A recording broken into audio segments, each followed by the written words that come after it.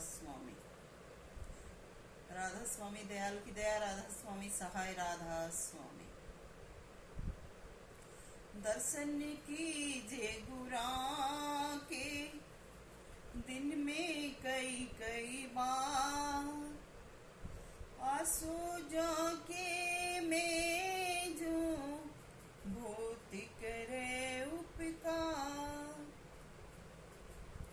तो दिन में कई कई बार दर्शन से तात्पर्य है कि हमें दिन में मालिक का कई बार ध्यान लगाना चाहिए और अंतर में दर्शन करना चाहिए, न कि पागल होकर गुरुओं के पीछे दिन रात भागते रहना चाहिए। जिनकी ड्यूटी होती है उनको तो रहना पड़ता है, मगर हर कोई ऐसा सोचे तो फिर अच्छा नहीं होगा। तो मैंने भी सुबह वीडियो डाली थी, मगर अब फिर मालिक ने ऐसी बातें जब दिल में उठाई, सत्संग करवाना चाहा, तो मैं दोबारा से फिर हाजिर हुई हूँ। तो सभी भक्त प्रेमियों से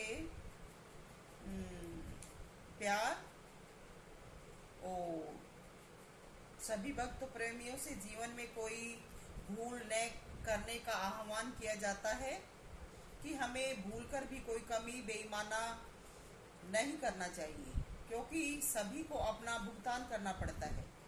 चाहे कोई गुरु है, चाहे कोई शिष्य है, चाहे सत्संगी या आम दुनियादार है, सभी को अपने कर्म का भुगतान करना पड़ता है।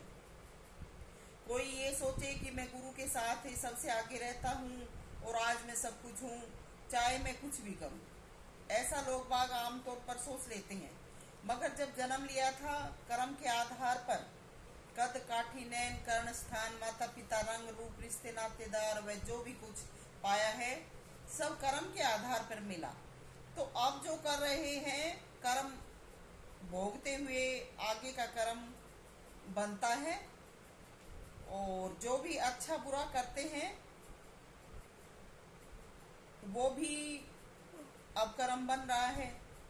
अगर दिल में किसी को उजाड़ने का, किसी को मरवाने का, किसी को लूटने का, किसी को धोखा देने का, वह हक दबाने की कोशिश करते हैं तो ये भी हमें भुगतना पड़ेगा।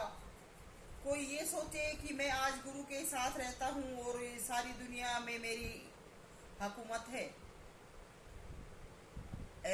तो ये समय भी पीछे जो अच्छे बुरे कर्म किए हैं उनके आधार पर मिला है। मगर अब जो कर रहा है ये भी लिखा जा रहा है, जो हुकूमत मिलने पर जो कर रहा है ये भी लिखा जा रहा है। कोई तुम्हारा बाप दादा गुरु साथी या स्वयं भगवान भी उस कर्म से नहीं बचा सकता। कर्म की सजा हर किसी को मिलेगी, इसलिए कोई भी स्टेप उठाने से पहले 100 बार सोचो कि ये जो स्टेप उठाया जा रहा है ये सही है या गलत है। परमात्मा से प्रार्थना करो कि मैं अज्ञानी हूँ, मुझे मार्गदर्शन करो, मेरी मदद करो। तब सोच विचार कर किया गया कर्म अच्छा बनेगा, वह सच्चा बनेगा। वह भूल से जो हमारा बुरा कर्म होगा, भूल से जो होगा वो बख्शा भी जाएगा। जानबूझकर जो करेगा जन्म जन्म पछताएगा। आज जो गुरु है, माता पिता है, कल को नहीं रहेंगे, तुम्हें तुम्हारा कर्म भुगतना पड़ेगा। आज किसी का एक पल का बिछोवा करवा रहे हो, कल एक पल का लाख पल भोगोगे। सावधान हो जाओ, खुदा का नियम अटल है, उसके कानून को कोई नहीं बदल सकता, कोई संत भी नहीं बदल सकता। मैं सत्संग में गई हूँ वहां भी, और मैंने किताबों में भी लिखा देखा है कि संत नसीब को पलट देते हैं। संत केवल नसीब उन्हीं का पलटते हैं जो नियम में चलते हैं, नाम लेकर नाम की कमाई करते हैं। नहीं तो संतों में भी ये पावर नहीं है कि वो बिना करने के किसी के कर्म को पलट दें। कभी नहीं पलटा जाएगा। कुछ समय के लिए कर्म को रोक दिया जाएगा, मगर कर्म को पलटा नहीं जाएगा। तो कोई भी संत है, गुरु है, कोई शिष्य है, किसी ने भी अगर किसी दबाव या प्रभाव में आकर बदलाव करने की कोशिश की तो उसे अपने शरीर से कर्म भोगना पड़ेगा। वह छूटने का कोई प्रावधान नहीं है, उसे भी 84 में डाला जाएगा। जिस खुदा को तुम दुख रहित मानते हो वो तुम्हारे से ज्यादा दुखी है। तुम्हारा दुख दूर कर दिया जाता है, मगर खुदा को दुख झेलते रहना पड़ता है। और खुदा जिस मौज में होता है उसके तुम दुश्मन बन जाते हो। तुम खुदा को भी दुख देते हो, इसलिए तुम्हारा कभी भी निकास नहीं है। तो जो हमेशा दुख में है उसको दुख मत दो। खुदा ने अपने आप को दुख झेलने के काबिल बना लिया है। तुम समता ग्रहण नहीं करते, इसलिए चिल्लाते हो, दूसरों को दुख देते हो। तुम्हारा कभी भी हित नहीं हो सकेगा। अपने आप को जीवन के हर क्षेत्र में सक्षम बनाओ। कई कह देते हैं कि ज्ञान ध्यान ये गुरुओं का चक्कर लगाना हमारे बस की बात नहीं है। बस की बात किसी के नहीं है। खाना बनाना भी बस की बात नहीं है, बहुत श्रम लगता है। खेतों में अनाज पैदा करना, सभी कार्रवाई, खाद पानी देना, खरपतवार हटाना, पशु पक्षियों से रक्षा करना, फिर काट पीट कर घरों तक पहुंचाना और सवार सुधार कर आटा बनाना, अग्नि चूल्हे का प्रबंध करना और समूह को फिर आग के आगे बनाने में लगाना, ये भी बहुत कठिन काम है। इसके बाद भी स्वाद बेस्वाद बनना, दोबारा प्रयत्न करना, तो ये भी अति कठिन कार्य है। क्यों करते हो? खाना खाना छोड़ दो, कमाना छोड़ दो, क्योंकि तुमसे नहीं होता है कुछ भी। इसी प्रकार जैसे हमने फसल अन्न तैयार किया है, वैसे ही परमात्मा ने हम जीवों की खेती की है। उस परमात्मा को हम क्या दे रहे हैं? वो अपना सब कुछ कहाँ से ग्रहण करे? हम तो अपना पेट भर जाए, दूसरे भाड़ में जाएं, बस अपने पेट भरने के साधन जुटा लिए। परमात्मा की भक्ति क्यों करना? मगर जब परमात्मा ही भूखा रहेगा तो तुम्हारा पेट कौन भरेगा? मरना मछली की भांति तड़प तड़प करे।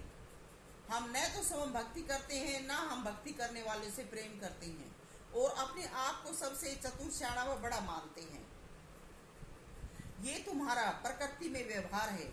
अपने आप को नाप तोल लो। अगर गलत हो तो बताना, कैसे तुम्हें खुशहाली शांति जीवन में आए। स्वयं की आत्मा से सवाल करो, सोचो, तुम्हें जवाब मिल जाएगा। वो मिल जाएगा धरा पर। जीवनों में इतना बुरा हाल है, ये दुखी क्यों है? किस कारण मौसम पर व जीवन पर व जीवन के हर सामान पर ऐसा बुरा असर पड़ रहा है? कभी सोचा है? गुरु मेरा फलान है, धिकड़ है, गुरु है, शिष्य भी है, मगर तुम क्या हो? ये ऊपर ऊपर से राग गाने से, अलापने से जीवन की समस्या नहीं सुलझ जाती। राग सुनने के बाद जी जान से मेहनत, ध्यान, सुमरण व जितना भी विस्तार अपना बना रखा है, सभी में तरक्की करनी पड़ती है। जीवन जीने के अनेक तरीके हैं, जीवन के अनेक क्षेत्र हैं। हर चीज को अपनाकर उनका सही निर्वाह करके ही राहत पा सकते हैं, नहीं तो बखेड़ा और भी उलझ जाता है। जिन्होंने जीवन में हर प्रकार का निर्वाह किया, वो दोबारा दुनिया या दिल के बखेड़े में नहीं आए। हर चीज का निर्वाह जरूरत के मुताबिक किया उन्होंने, आज तो वो अच्छा जीवन जिए। आज लोग चिल्लाते हैं कि हमारे संतान नहीं है। अरे नहीं है तो जीवो मुक्त जीवन। जब परमात्मा ने तुम्हें बंधन में नहीं बांधा तो क्यों आफत मोल ले रहे हो? क्या दुनिया में और संतान नहीं है? उनसे प्रेम करो। दुख तकलीफ में वो साथी हो जाएंगे। कई स्थानों पर या कई शाण भूपों के पास जाते हैं कि पति पत्नी का संबंध नहीं है। क्या संबंध नहीं है?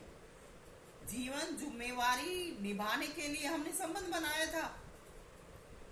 प्रकृति का नियम है, दो जीव मिलते हैं, संतान उत्पत्ति हो जाती है, नहीं हो जाती है तो शांत रहो और अपनी जिम्मेवारी शांति से निभाओ।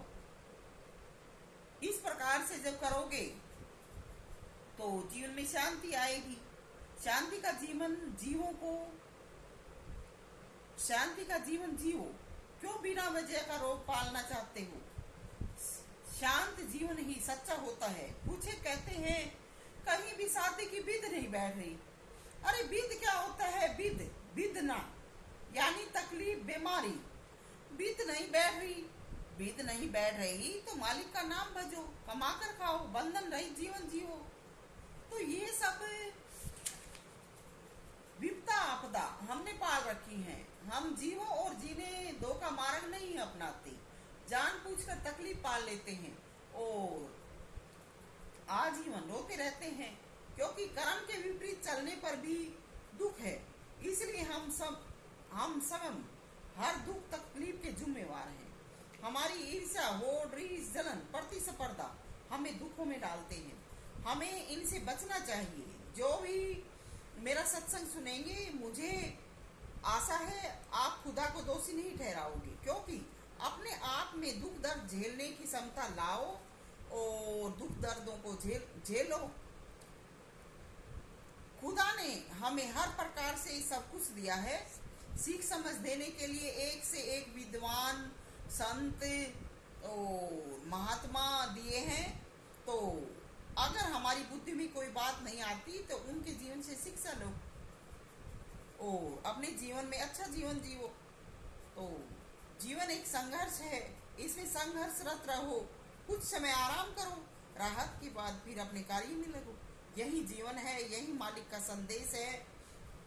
और जो समझदार थे, संत थे, उन्होंने अपना संदेशा और अपने दिल की बात लिख के भी छोड़ी कि दे धरे का दंड है, सब काहू को होए, ज्ञानी काटे ज्ञान से, मूर्ख काटे रोए।